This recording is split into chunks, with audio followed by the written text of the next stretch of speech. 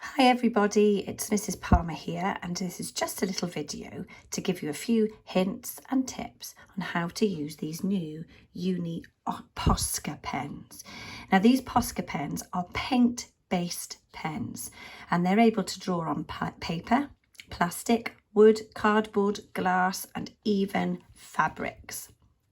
Now before you use these, I'm going to give you a few tips on how to use them so that they can last as long as they are designed to. So I'm going to start off with this lovely pink one, and you can see that the lid of the pen is pink and there's a little label towards the bottom of the pen that also says pink in different languages.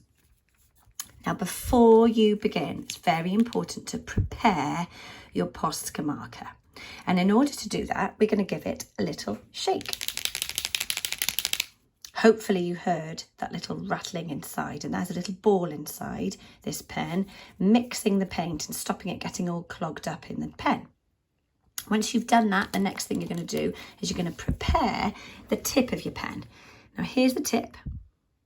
You can see that the nib is quite thick. You can see a little texture on there, and that's because it's very absorbent and it's soaking up the ink and the paint that's inside of the pens. Now, in order to start, before you begin, you're going to push the nib just once carefully onto the paper. If it leaves a mark, that tells you that your paint pen is ready. You can test it a little bit further by drawing a line. And if the line is nice and neat and clean, then your pen is ready to go. If it's not nice and neat and clean and it's a little bit dry on the paper, have a little test of it again in different shapes. If it's working, great. If it's not, give the pen nib a little push again. When you do that, what happens is the paint from the inside of the pen is being loaded up into the nib. Now, super important tips with these pens.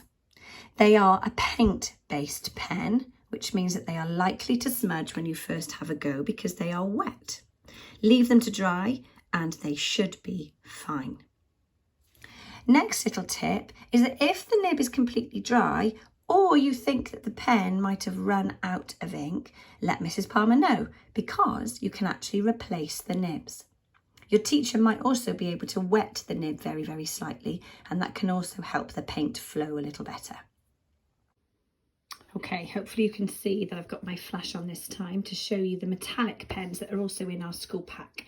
So you can see the lid is showing us a bit of gold and the label is telling us that this is a gold metallic pen.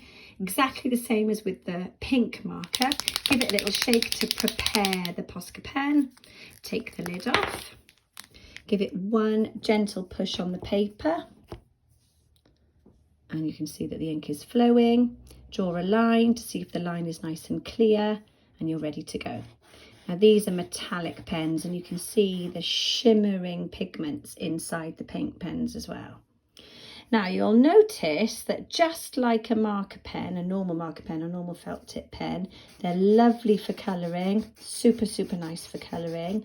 But sometimes what happens, and you'll notice this if you've used felt pens before, if you're colouring in with a felt pen, I'm going to have a go with my pink one here just to show you as well. Sometimes what happens is that when you colour with a pen, can you see that wetness that's on the paper there?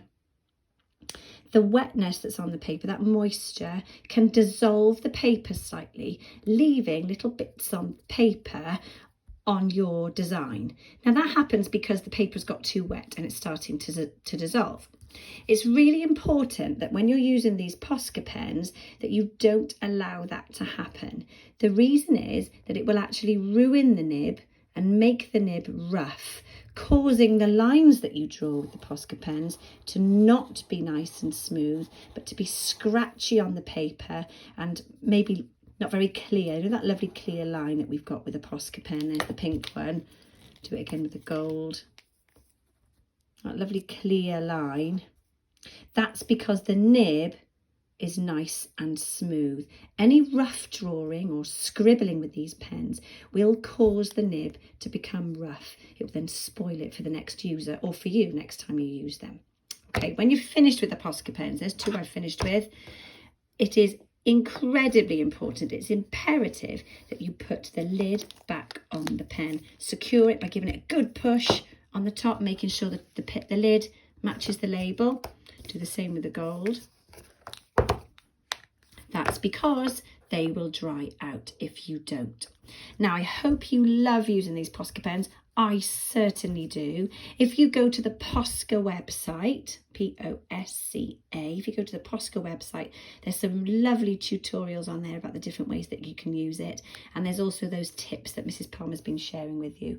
Hope you enjoy using the pens, and I can't wait to see what you create. Just make sure you use them as they're meant to be used, super carefully, super respectfully. Bye.